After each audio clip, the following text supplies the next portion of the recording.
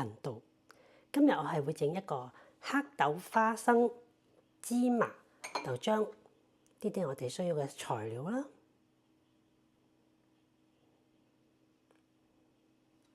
黑豆，我哋揾啲水清洗一下先。我哋倒水，將啲水浸個面，浸佢1晚。將啲花生擺落個焗爐仔度，或者用個白鑊煎一煎佢，煎熟佢。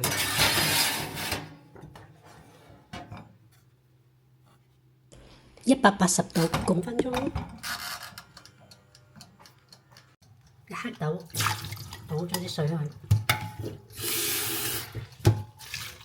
沖乾啲黑豆。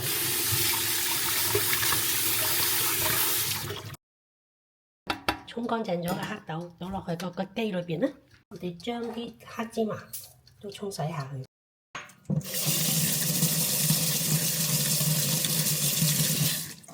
將沖洗好咗嘅黑芝麻倒埋落去個機裏邊。將煮熟咗個花生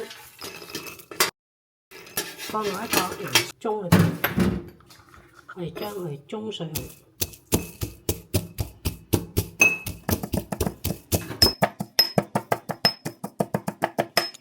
舂碎咗嘅花生倒埋落機裏邊啦。我哋就將水加咗去2條線嘅中間呢度。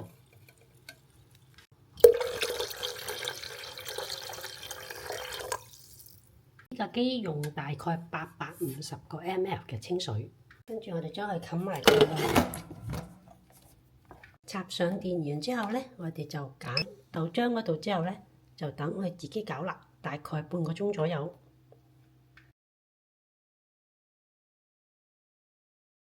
半個鐘之後，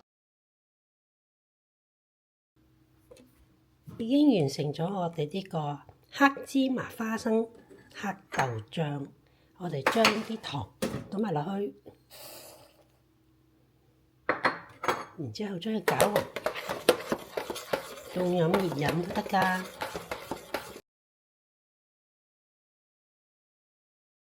黑豆漿有強肝同埋改善嗰啲甩頭髮，同埋唔會太早黑頭髮嘅功效㗎。